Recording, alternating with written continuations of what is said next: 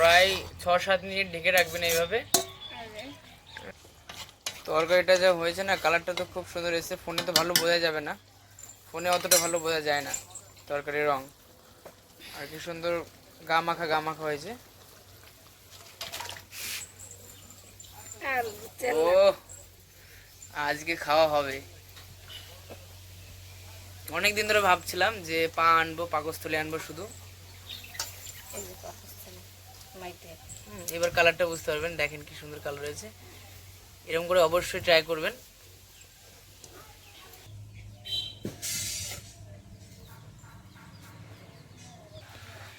নমস্কার বন্ধুরা, আজকে আবার আমার এই মার চ্যানেলে সবাইকে স্বাগত জানাচ্ছি। আজকে এই যে বাজার থেকে পা নিয়ে এসেছি, পাকস্থলী, মেটে, এইগুলা দিয়ে আজকে একটা রেসিপি হবে।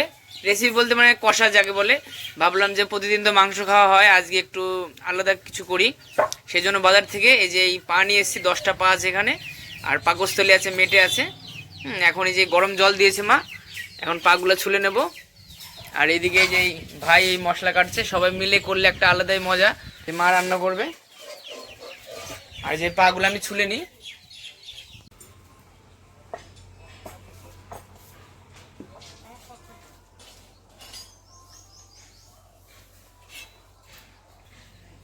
মাংস দেওয়া হয়ে গেছে, পা এদিকে পাকস্থলী আছে আর মেটে।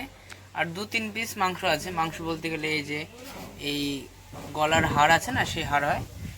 মাছি ধরছে এখানে। একটা আলু দিয়েছে, মাকে বললাম একটা আলু দাও, না দিলেও সমস্যা ছিল না, তাও বললাম একটা আলু দিতে। আর কি মশলা আছে মা বলে দাও। এটা কাঁচা লঙ্কা বাটা, রসুন বাটা, আদা বাটা, আর জিরে দিয়ে, মৌরি দিয়ে, ধনে দিয়ে, তেজপাতা দিয়ে বাটা একসঙ্গে। মানে যাবতীয় যা মশলা লাগে মাংসতে তাই দিবেন আপনারা। আর পেঁয়াজটা কুচিয়ে দেব তেলের উপরে।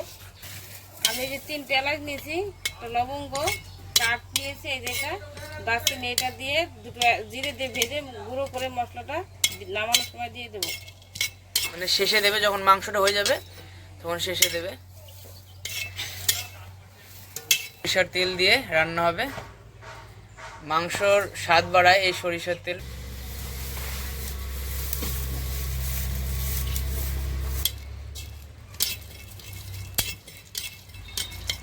কড়াই গরম হয়ে গেছে, সরিষার তেলটা দিয়ে দিচ্ছি।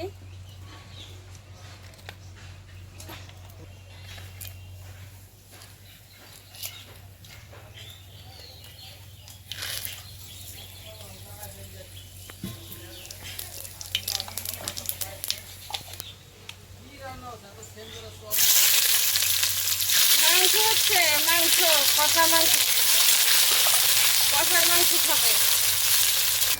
এই পেঁয়াজটা যখন লাল লাল হয়ে আসবে, যখন পুরোপুরি ভাজা হয়ে যাবে, তখন মাংসটা ছেড়ে দিতে হবে। পেঁয়াজ আরো 2টো দিলে ভালো হতো। একটা পেঁয়াজটা বেশি হলে একটু ভালো লাগে। অনেকে বলে কি লাগে, টক টক লাগে পেঁয়াজ দিলে। এটা পেঁয়াজ বেটে দিলে টক লাগে। আর এখন আর দিতে হবে না, থাক।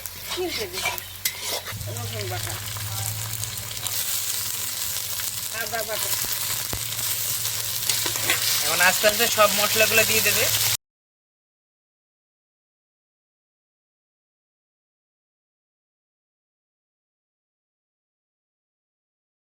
কাঁচা লঙ্কা বাটাটা দিয়ে দিচ্ছি।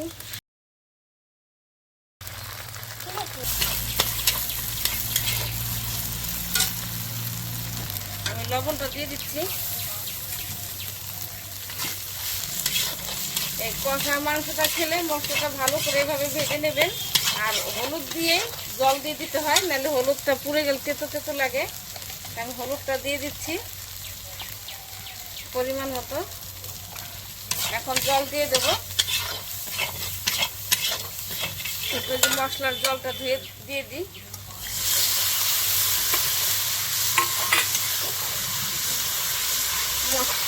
মশলাটা থেকে তেল ছাড়বে, তখন আমি মাংসটা ঢেলে দিয়ে দেবো। পাকস্থলী ওটা গা মাখা মাখা করবো। এই যে মাংস মশলা থেকে তেল ছেড়ে দিয়েছে, এখন আমি মাংসটা ঢেলে দেবো। এই যে এইভাবে নাড়তে থাকবো, কষানো হয়ে যাবে। অল্প একটু জল দিয়ে ঢেকে দেবো।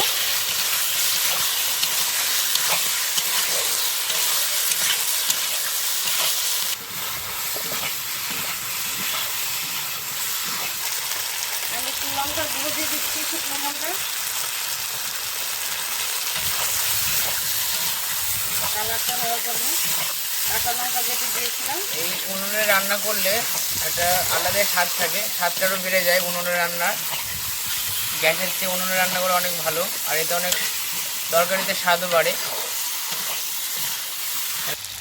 এই যে আমি একটু জল দিয়ে ঢেকে দেবো, এখন বেশি জল দেবো না।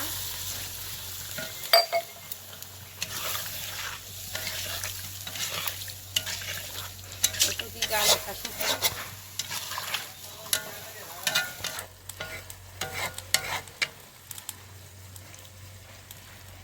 আমি যে যা জল দেওয়ার দরকার দিয়ে দিয়েছি, আর জল দেবো না। এখন আমি ঢেকে দেবো 10 মিনিটের মতন। এই জলটা শুকিয়ে গা মাখা হবে, নামিয়ে নেবো মশলাটা দিয়ে। 10 মিনিটের মতন ঢেকে দেবো।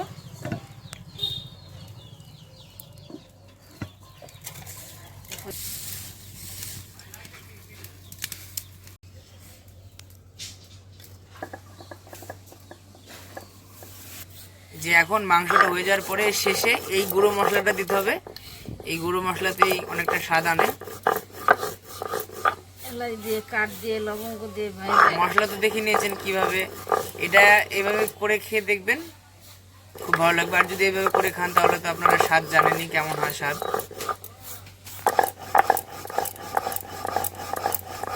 এই যে আমি গাবলাটা এখন তুলে নিচ্ছি। মাংসটা যে কষানোর মতন আর একটু হবে, প্রায় 6-7 মিনিট ঢেকে রাখবেন এইভাবে। আর একটু সেদ্ধ হবে তো, এগুলো আর একটু ঢেকে দিতে হবে। এটা আমার ঢেকে রেখেছে যাতে এর গন্ধটা বেরিয়ে না যায়।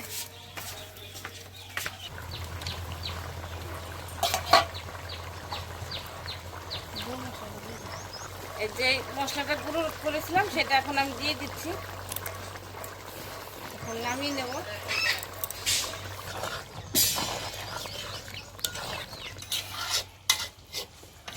তরকারিটা যা হয়েছে না, কালারটা তো খুব সুন্দর এসেছে। ফোনে তো ভালো বোঝা যাবে না, ফোনে অতটা ভালো বোঝা যায় না তরকারির রং। আর কি সুন্দর গা মাখা হয়েছে। আর ও আজকে খাওয়া হবে। অনেকদিন ধরে ভাবছিলাম যে পা আনবো, পাকস্থলী আনবো শুধু। এই যে পাকস্থলী মাইটে। এবার কালারটা বুঝতে পারবেন, দেখেন কি সুন্দর কালার হয়েছে। এরকম করে অবশ্যই ট্রাই করবেন।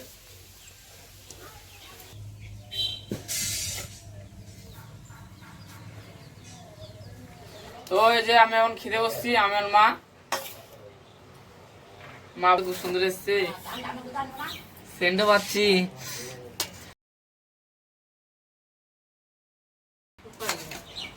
আর সব হচ্ছে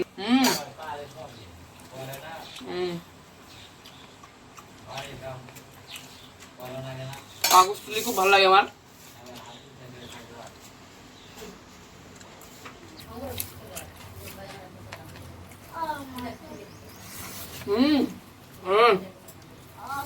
দারুণ হচ্ছে, দারুণ।